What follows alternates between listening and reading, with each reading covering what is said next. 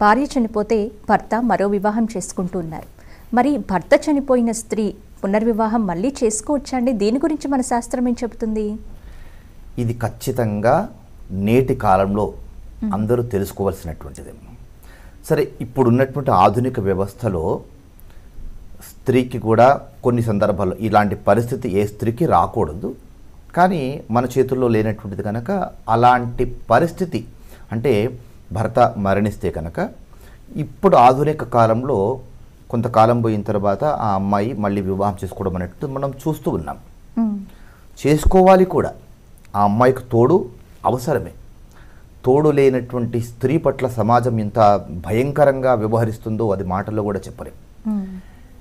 ఇంతకు పూర్వము భార్య చనిపోతే లేదా భార్య ఉండగా కూడా ఆ పురుషుడు మరొక స్త్రీని వివాహం చేసుకోవడం అనేటువంటిది గతంలో అధికంగా జరిగేటువంటిది. సరే, ఇప్పుడు చట్టాలు చాలా కఠినంగా అయ్యాయి కనుక ఒక పురుషుడు ఒక స్త్రీ దాన్ని అతిక్రమిస్తే అది నేరం కింద భావిస్తున్నాం. ఒకవేళ భార్య మరణిస్తే కనుక పురుషుడు వెంటనే వివాహము ఇప్పటికీ కూడా చేసుకునేటువంటి పరిస్థితులు ఉన్నాయి. కానీ వెనకటి కాలంలో భర్త మరణించినటువంటి స్త్రీకి అసలు వివాహమే చేయకుండా ఇక చిరకాలము ఆ అమ్మాయి విధవగా ఉండేటువంటి పరిస్థితులు పూర్వకాలంలో గోచరించేటువంటివి. రాను రాను వ్యవస్థ మారిపోయింది కనుక ఇప్పుడు ఆధునిక కాలంలో అందరూ విద్యావంతులు అయ్యారు కనుక పరిస్థితులు చాలా మారిపోయాయి. చేసుకుంటున్నారు, వివాహం చేసుకోవాల్సిందే. మరి గతంలో అసలు అమ్మాయికి వివాహమే చేయకుండా తల్లిదండ్రులు కానీ పెద్దలు కానీ సమాజం కానీ ఆంక్షలు విధించి ఆ అమ్మాయికి భర్త మరణిస్తే వివాహము చెయ్యకూడదు, భర్త మరణించినటువంటి స్త్రీకి పునర్వివాహమా అని పెద్ద కళ్ళు చేసి నోరు వెళ్ళబెట్టేటువంటి పరిస్థితులు మనం ఎన్నో చూసాం కదా. మరి శాస్త్రం ఏం చెప్తుంది? అమ్మాయి పునర్వివాహం చేసుకోవచ్చా? మరి శాస్త్రం చెప్తున్నట్టుగా మనం ఆచరించాలి కదా. తస్మాత్ శాస్త్ర ప్రమాణేనా అని చెప్తున్నది కదా. శాస్త్రాన్ని అనుసరించే నడువు అని చెప్తోంది కదా.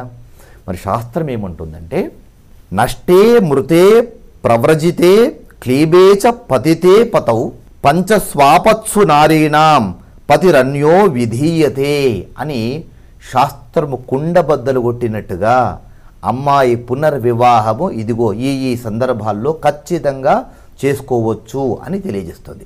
ఇది శాస్త్రం చెప్తున్నటువంటిది.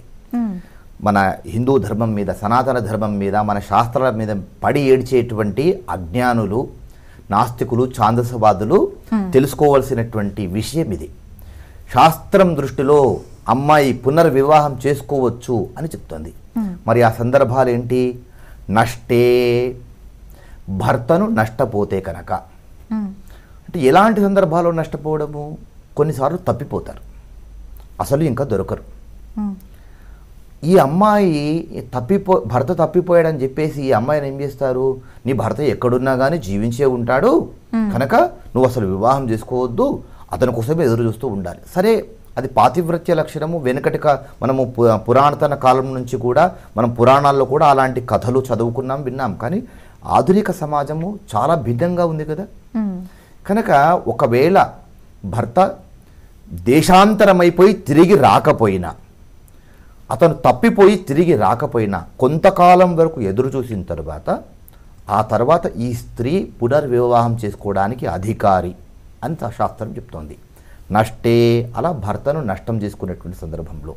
తర్వాత ఏమంటున్నారు? మృతే, ఇది అండర్లైన్ చేసుకోవాలి ప్రతి ఒక్కరు కూడా.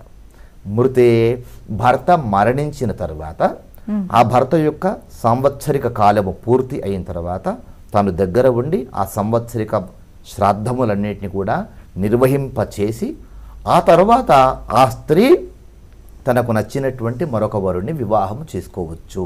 శాస్త్రం చెప్తున్నటువంటిది.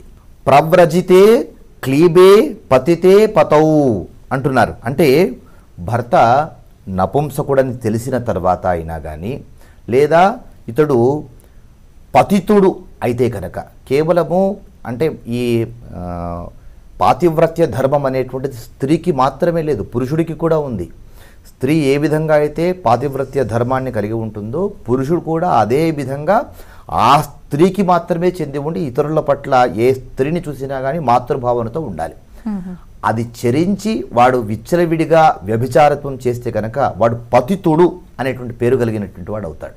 అలాంటి సందర్భంలో భర్త ఇలాంటి పరిస్థితుల్లో ఉన్నాడని తెలిసినటువంటి సందర్భంలో ఆ స్త్రీ ఖచ్చితంగా పునర్వివాహం చేసుకోవచ్చు అని శాస్త్రం తెలియజేస్తుంది.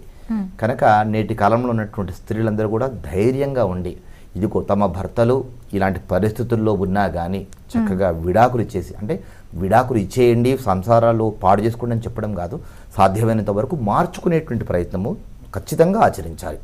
మన ధర్మంలో ఒకసారి పారిగ్రహణం చేస్తే కనుక చిట్ట చివరి వరకు కూడా కడ వరకు కూడా కలిసే ఉండాల్సినటువంటి ధర్మం మనది. శర్మ గారు శాస్త్రవచనంలో చెప్పారు గనక ఇదిగో నా భర్త ఇలాంటి వాడు కనుక నేను వదిలేస్తాను అనకుండా ముందుగా మార్పు తీసుకునేటువంటి ప్రయత్నం ఆ స్త్రీ వైపు నుంచి ఖచ్చితంగా జరిగి తన ప్రయత్నాలన్నీ కూడా చేసిన తర్వాత ఆ ప్రయత్నాలు విఫలమయ్యి ఇతడు మారకుండా అంతటి దుర్మార్గుడై ఉంటే కనుక అప్పుడు ఖచ్చితంగా ఆ స్త్రీ పునర్వివాహం చేసుకోవచ్చు. భర్త మరణించినటువంటి ప్రతి స్త్రీ కూడా వివాహం ఖచ్చితంగా ఇష్టమైనటువంటి వరుణ్ణి వెతికి వివాహం చేసుకోవచ్చు.